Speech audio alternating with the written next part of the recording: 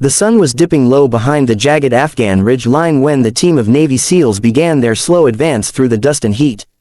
The mission was simple on paper: secure the observation post overlooking the valley, but in reality, every shadow held danger. Among them was Corporal Maya Trent, the quiet logistics assistant assigned to carry ammunition and supplies. She wasn't supposed to fight, just support. Her rucksack was twice her size, stuffed with extra rounds for the sniper unit ahead. Most of the men barely noticed her presence. To them, she was just the ammo mule. Then, it happened. A shot cracked through the canyon. The team's lead sniper, Petty Officer Hale, dropped instantly, his scope shattered, a dark stain spreading across his shoulder. "Sniper! Northwest Ridge!" someone yelled. Chaos erupted. The SEALs dove for cover as bullets whizzed overhead, hitting rocks and kicking up dirt clouds. Maya crawled behind a boulder, heart hammering. She glanced toward Hale, writhing in pain. His rifle, an M82 Barrett, lay a few feet away. The spotter beside him was trying to stabilize the wound, but their overwatch was gone. Without a sniper, the mission would collapse. She didn't think. Training took over. Maya dropped her rucksack, crawled forward through the dust, and grabbed the Barrett. The men shouted at her to stay back, but she ignored them. Her hands moved with practiced precision, bipod down, scope adjusted, breath steady. "Trent, what the hell are you doing?" Lieutenant Dawson barked. "Getting your eyes back," she muttered, voice calm but cold.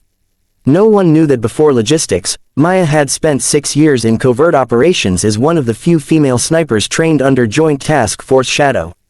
Her record was classified, buried so deep that even her new unit didn't know who she truly was. She spotted the enemy glint, a muzzle flash halfway up the ridge. Wind direction, distance, mirage, she calculated it all in seconds. She exhaled slowly. Crack. The enemy rifle went silent. For a brief moment, no one moved. Then another hostile popped up. She fired again, precise, surgical. Within 40 seconds, 3 confirmed targets were neutralized. The radio chatter fell into stunned silence. Lieutenant Dawson peeked over cover, blinking in disbelief. That was you." Maya didn't answer. She just reloaded, scanning for more movement. Minutes later, the team pushed forward, now with renewed confidence.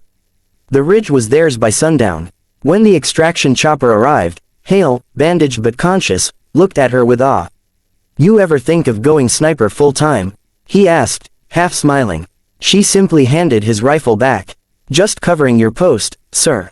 But as the helicopter lifted off and the wind whipped around them, the SEALs exchanged silent looks. The ammo girl wasn't what she seemed. That night, Dawson sent an encrypted message to command. Greater than, recommend review of Corporal Trent's file. Her performance under fire, extraordinary. Possibly prior Tier 1 experience. And somewhere deep in the Pentagon archives, an old record flickered back to life: Project Falcon, classified sniper program, Operator M. Trent. The morning after the firefight, the base was unusually quiet. The SEAL team had returned late in the night, covered in dust and disbelief. The story had already spread. The ammo carrier took the sniper's rifle and saved the mission. Corporal Maya Trent walked across the tarmac, still in the same torn fatigues, carrying the cleaned Barrett rifle back to the armory. Heads turned as she passed. The same men who'd barely noticed her before now watched in silence. A few even stood at attention without realizing why. Inside the debriefing room, Lieutenant Dawson sat with a steaming mug of coffee. And a stack of reports. His jaw tightened when she entered.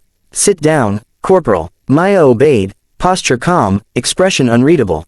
Dawson leaned forward. "I sent your performance report to command last night. Got an encrypted response this morning."